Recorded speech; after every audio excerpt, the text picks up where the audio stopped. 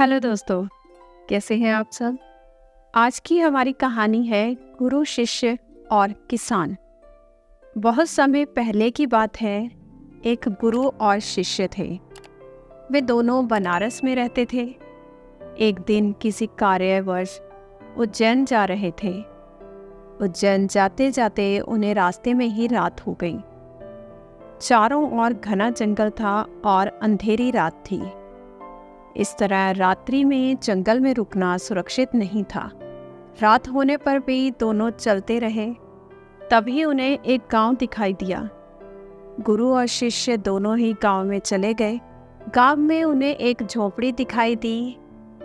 गुरु ने शिष्य से कहा कि आज हम इसी झोपड़ी में रुकेंगे।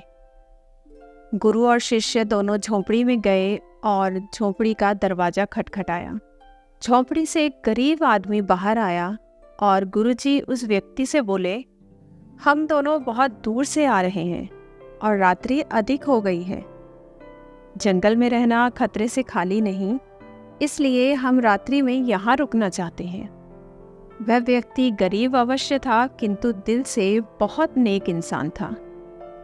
उसने सम्मानपूर्वक गुरु और शिष्य को झोपड़ी के अंदर बुलाया और उन्हें स्वादिष्ट भोजन करवाया और रात्रि में सोने के लिए बिस्तर भी लगा दिए। भोजन करने के पश्चात गुरुजी ने उस गरीब आदमी से कहा, तुम्हारा घर तो बहुत छोटा है, किंतु तुम दिल के बहुत धनवान हो। तुम्हारी रोजी रोटी का साधन क्या है? उस गरीब व्यक्ति ने गुरु के मुंह से अपनी प्रशंसा के लिए धन्यवाद दिया और बोला, मेरे पास इस गांव में सबसे अधिक जमीन है, किंतु वह जमीन बंजर है, जिस पर किसी भी प्रकार की खेती संभव नहीं है। इसलिए मैंने अपनी रोजी रोटी पालन के लिए एक भैंस रखी है। उसी भैंस का दूध और घी बेचकर मैं अपनी रोजी रोटी चलाता हूँ।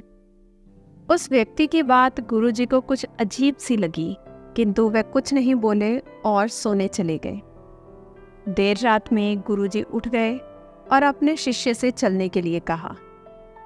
दोनों गरीब व्यक्ति को बिना बताए घर से निकल गए और जाते जाते गुरुजी उसकी भैंस को अपने साथ ले गए।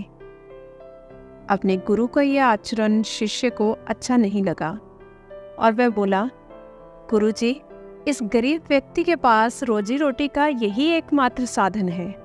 अगर हम इसे ले गए तो ये व्यक्ति अपनी रोजी रोटी कैसे चलाएगा? अपने शिष्य की ऐसी बातें सुनकर गुरुजी मन मन मुस्काए और शिष्य से बोले, आज से ठीक 10 वर्ष पश्चात तुम इसी स्थान पर आना और इस व्यक्ति से फिर से मुलाकात करना।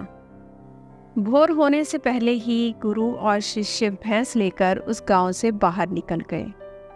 धीरे धीरे कई वर्ष बीत गए। 10 वर्ष बीतने के पश्चात शिष्य को गुरुजी की बात याद आई कि उसे फिर से गरीब व्यक्ति के घर जाना है। शिष्य फिर से उसी गांव में गया। गांव जाते ही उसने देखा कि जिस स्थान पर झोपड़ी थी, ठीक उसी स्थान पर एक आलीशान मकान बना हुआ है। यह देखकर उसे बड़ा आश्चर्य हुआ। शिष्य मकान मालिक से मिलना चाहता था।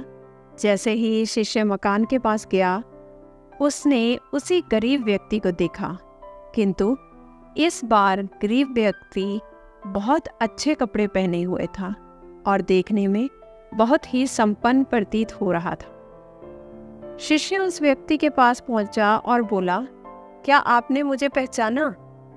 मैं वही बालक हूँ जो आज से 10 वर्ष पहले रात्रि हो जाने के कारण अपने गुरुजी के साथ में आपके घर रुका था। वह व्यक्ति झट से शिष्य की बातें सुनकर उसे पहचान गया और बोला, हाँ, मुझे अच्छे से याद है। उस रात्रि अगर आप लोग मेरी झोपड़ी में नहीं आए होते तो शायद आज भी मैं उसी दरिद्रता में जी रहा होता। उस रात आपके जाने के बाद मेरी भैंस भी कहीं चली गई थी और मेरे रोजी रोटी के लाले पड़ गए। मैंने अपनी बंजर जमीन पर मेहनत की और अथक परिश्रम के पश्चात उस जमीन को उपजाऊ बना लिया और अब उस बंजर जमीन पर मेरी हरी भरी फसलें लहरा रही हैं। इसी जमीन की बदौलत आज मैं इस गांव का सबसे संपन्न किसान बन गया हूँ। शिष्य को अब समझ में आया कि गुरुजी उस रात उस व्यक्ति की भैंस क्यों ले गए थे। शिष्य के मन में अब अपने गुरु के लिए पहले से भी कई गुना अधिक सम्मान था। तो दोस्तों, गुरु और शिष्य की इस कहानी से हमें यही सीख मिलती है कि गुरु द्वारा लिए गए निर्णय देखने में भले ही कठोर लगे, किंतु वो लोगों की भलाई के लिए ही उठाए जाते हैं। तो दोस्तों, आज की कहानी आपको कैसी लगी जरूर बताएं। धन्यवाद।